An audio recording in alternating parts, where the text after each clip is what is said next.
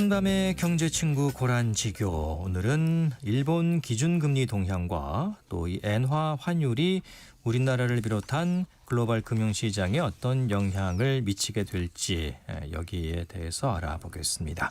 고란 경제 전문 기자 오늘도 나오셨습니다. 안녕하십니까? 네, 안녕하세요. 네, 일본 얘기에 앞서서 이 국내 주식시장 얘기를 또 아니할 수가 없는 상황인 것 같습니다. 진짜. 코스피 5천 시대를 진짜 이제 눈앞에 두고 있는 상황까지 왔습니다. 네. 물론 오늘 좀 조정이 있긴 했습니다만은 이 정도 올랐으면 사실 이제 너무 무섭게 올라서 네. 무섭다는 표현이 나올 정도로 쉬지 않고 계속 오르다가 오늘 좀 이제 조정이 약간 됐고 조정. 네. 그리고 그 시간 외 거래라고 합니까? 시간 외 거래에서도 조금 이제 낙폭이 생기는 그런 장면을 제가 좀 본 기억이 납니다. 좀 어떻게 봐야겠습니까? 5천이 지금은 이제 가능할 거라는 예상이 대부분 나오고는 있는 것 같은데 과연 이게 좀 언제쯤 뭐 될지 지금 또 이 5천까지 가는 데는 어떤 이런 또 뭐 종목이라 그래야 됩니까? 어떤 분야가 좀 힘을 내줘야 될지 뭐 어떻게 보고 있습니까? 뭐 일단 5천까지 2.3% 정도 오르면 되거든요. 예. 그때 앞서서 이제 새해 첫날부터 해가지고 이제 계속 올랐어요. 그래서 12거래일 연속 올랐습니다. 이게 19년 만에 최장기 랠리 기록을 경신한 건데, 근데 오늘 약간 숨고르기를 했죠. 이 정도 올랐으면 한번 좀 쉬어가야 될 텐데 이제 계속 올랐어요. 지금까지 증시 상승을 이끌었던 건 당연히 이제 반도체 투톱. 네, 삼성전자, SK 하이닉스가 있고요. 그다음에 최근에는 이 현대차가 또 불을 뿜었습니다. 그 로보트가 네. 공개되면서 맞아요. 또 현대자동차가 엄청나게 많이 올랐습니다. 현대차가 사실 돈을 잘 버는 회사거든요. PER 지표라고 하죠. 버는 돈에 비해서 주가가 어떻게 평가되느냐. 5배예요. 코스피 평균 10배거든요. 코스피 평균보다도 제값을 못 받는 현대차였어요. PER만 보면은 좀 저평가돼 있다고 할 수 있겠죠. 뭐랄까 이제 시장에서 현대차에 대해서 기대하는 게 없었어요. 자동차 회사가 앞으로 벌어봐야 얼마나 벌겠니? 라는 느낌이었는데 지금은 약간 분위기가 이제 로봇 회사 되는 건가? 라는 식으로 이제 자율주행 되는 건가? 이렇게 미래에 대한 기대감이 올라가면서 아까 말한 그 퍼가 자체가 올라오기 시작하면서 현대차 같은 경우에는 어제는 무려 16%가 올랐거든요. 그렇습니다. 100조 돌파했어요. 어마어마한 거죠. 시총 3위가 됐다고 하더라고요. 맞아요. 밀렸다가 이제 시총 3위에 이제 올라간 건데 그렇게 이제 반도체 투톱 일구고 로봇이 불을 뿜고 하면서 5천까지 달려오다가 오늘 숨고르기를 한 건데요. 그래서 이번 주에 사실 돌파할 수 있냐라는 부분에 있어서 사실 대외 변수가 없었다라고 해외 하면 변수가 좀 있죠 지금. 잘 갈 수 있었을 텐데 지금 역시나 또 트럼프. 그린란드 때문에 지금 또 트럼프. 트럼프와 유럽 간의 갈등. 맞아요.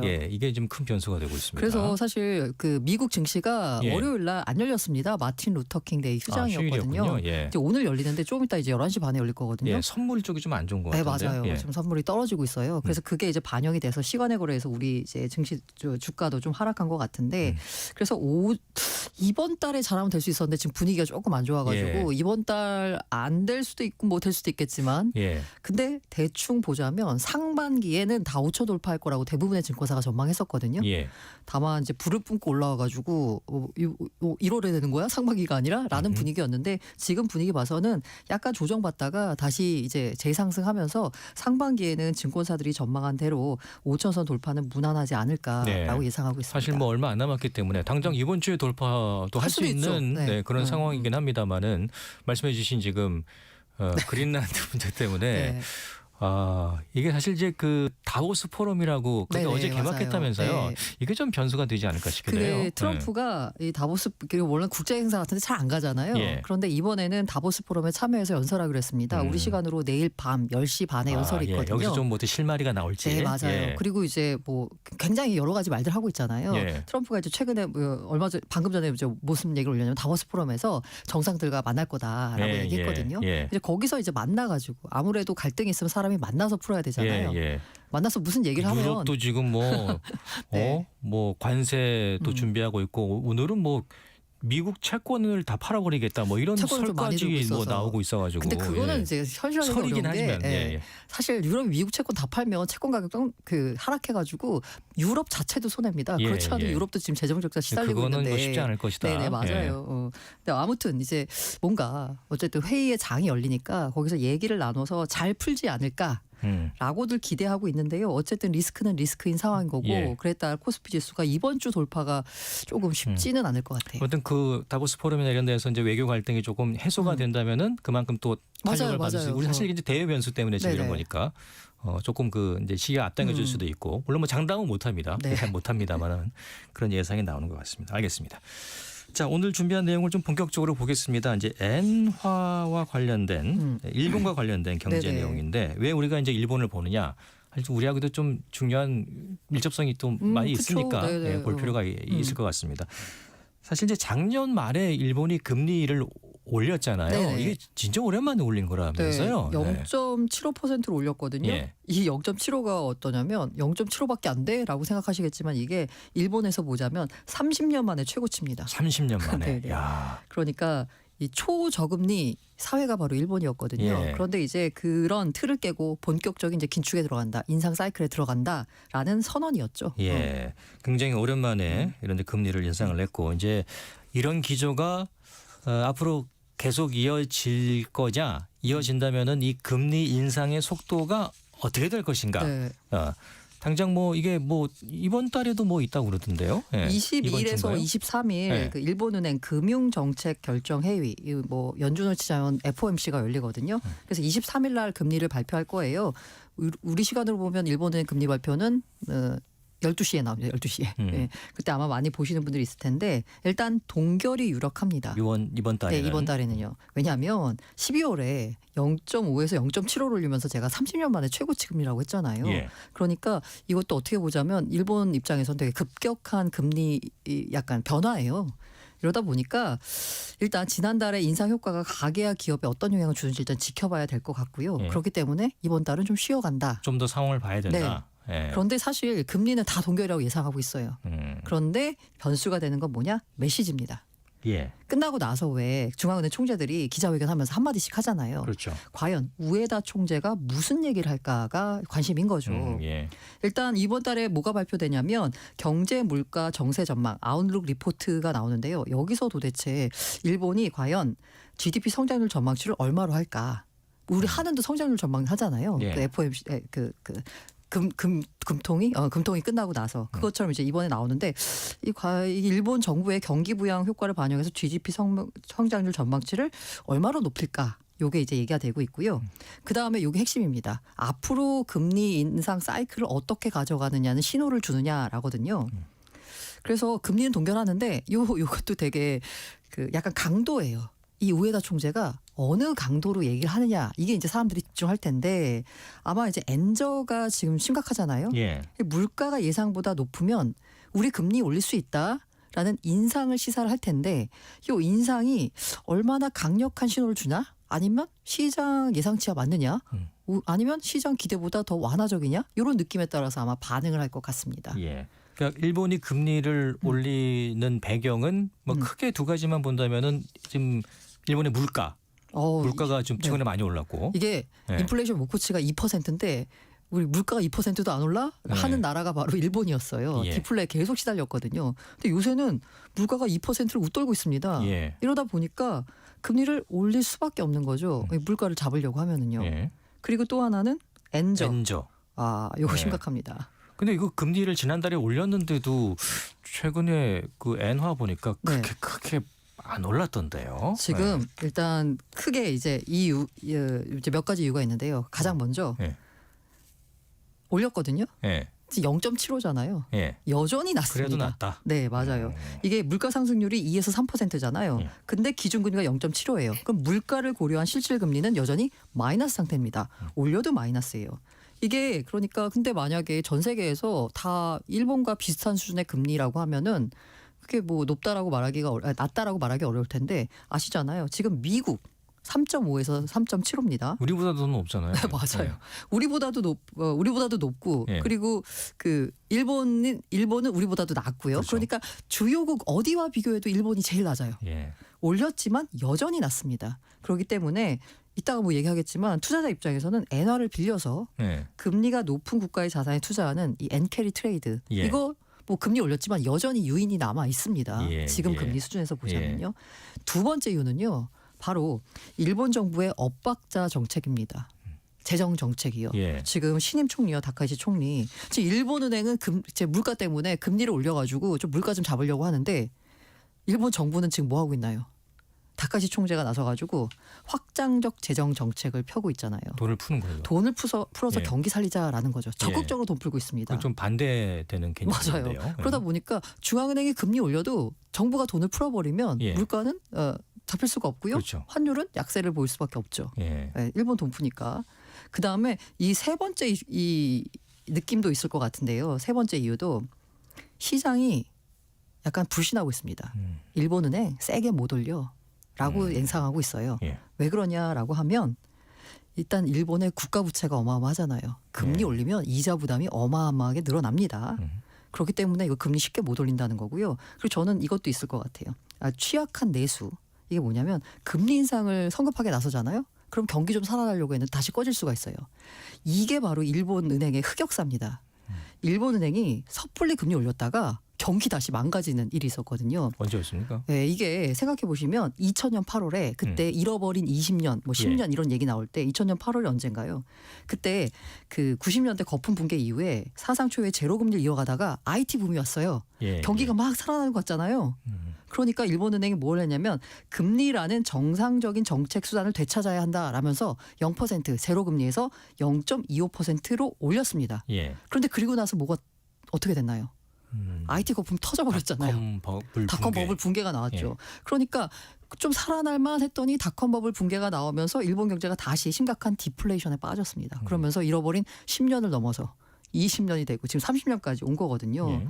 그러다 보니까 일본은행이 올린 지 7개월 만에 2001년 3월에 금리를 다시 0%로 내렸고요. 이때 뭘 했냐 일본은행이 양적 완화라는 거 QE라고 하는 거예요. 예. 이거 미국이 먼저가 아니고 일본이 먼저예요. 아, 그렇군요. 이거 중앙은행 가운데 이게 직접 중앙은행이 돈 푼 거는 이제 일본은행이 처음입니다. 예. 양적 완화라는 그 약간 초유의 수단을 동원하면서 살려보려고 했는데 좀 잘 안 됐죠. 안 되고.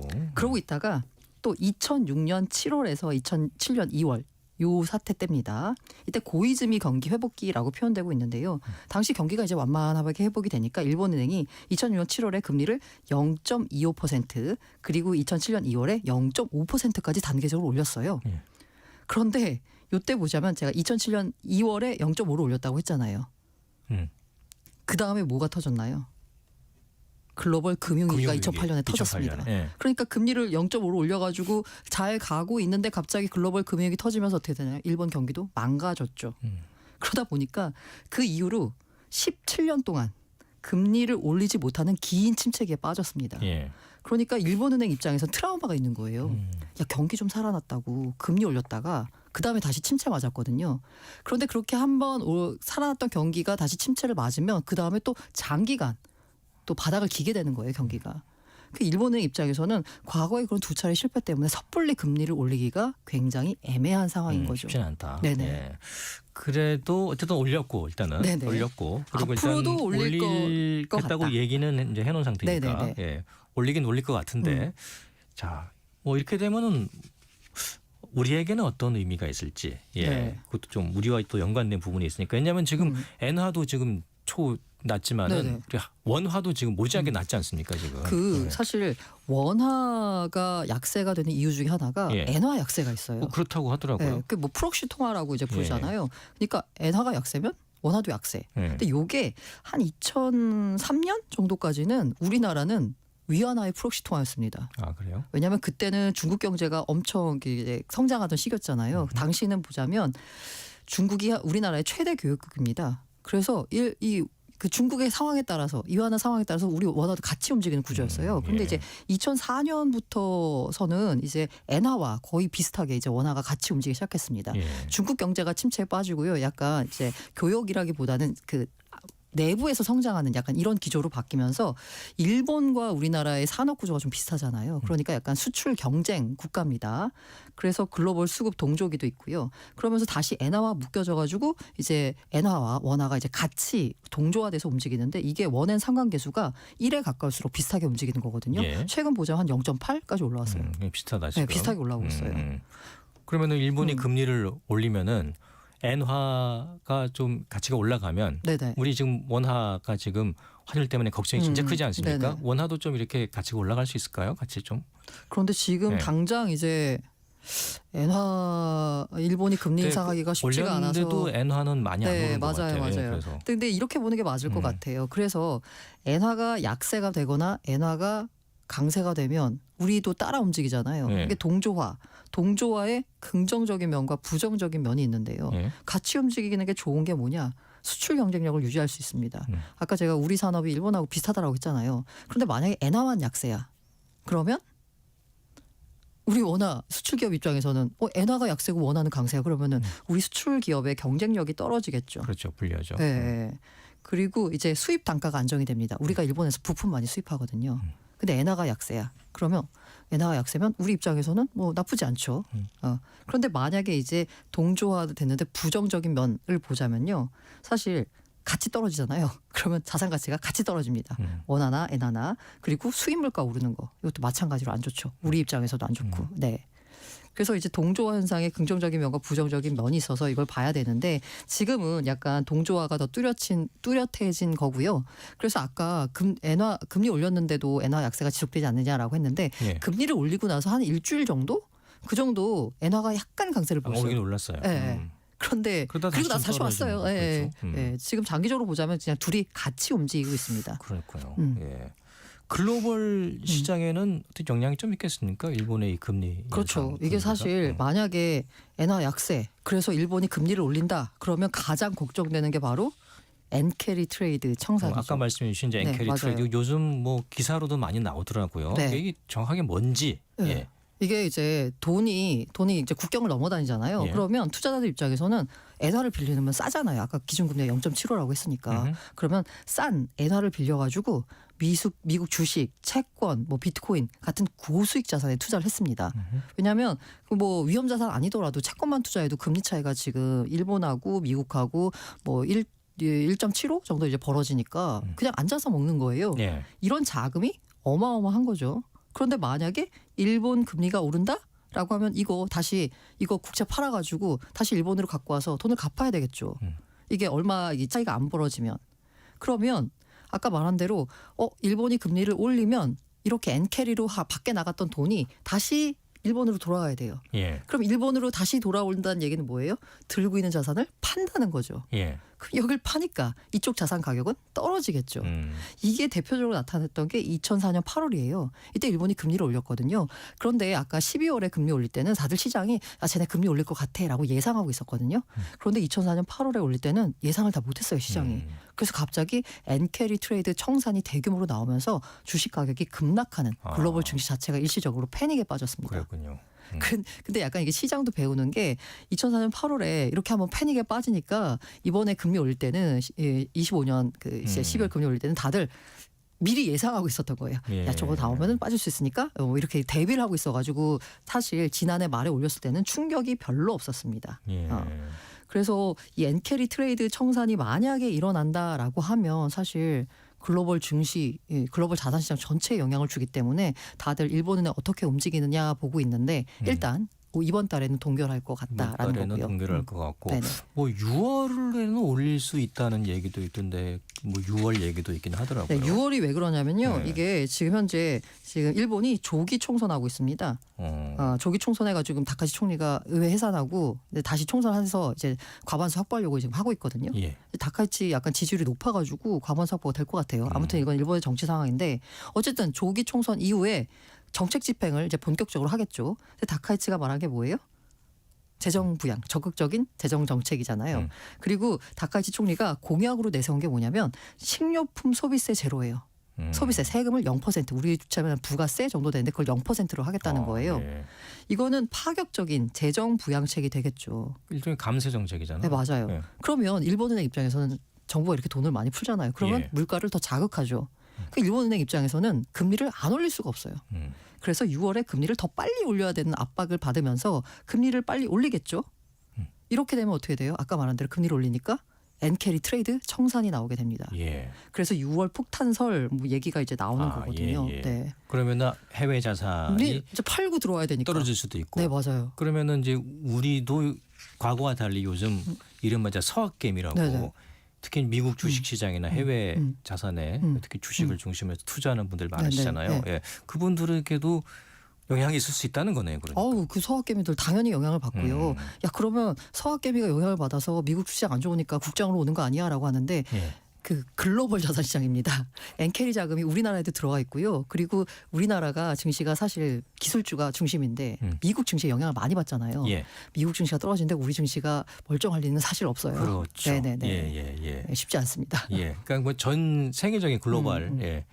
물론 이제 뭐 과거에 2004년에 그런 일이 네. 비슷한 일이 있었다고 하는데 그래서 그때하고 지금은 맞아요. 좀 다를 수는 있죠. 왜냐하면 그때만 해도 일본은 세계 2위의 경제 대국이었고 지금은 사실 이제 순위가 조금 좀 아래지 않습니까? 아니 그것도 있고 예. 그리고 그 당시에 2004년 8월에 엔캐리 자금이 많이 청산이 많았어요. 됐대요. 또 많았고. 그래서 이미 청산될 건 다 청산됐다 이렇게 보는 시각도 있어서 예. 별 영향 없을 거다라고 보는 시각도 있습니다. 예, 알겠습니다. 아무튼 일본의 금리 인상 우리도 좀 유심히 잘 볼 필요가 있겠다는 거군요. 네. 예.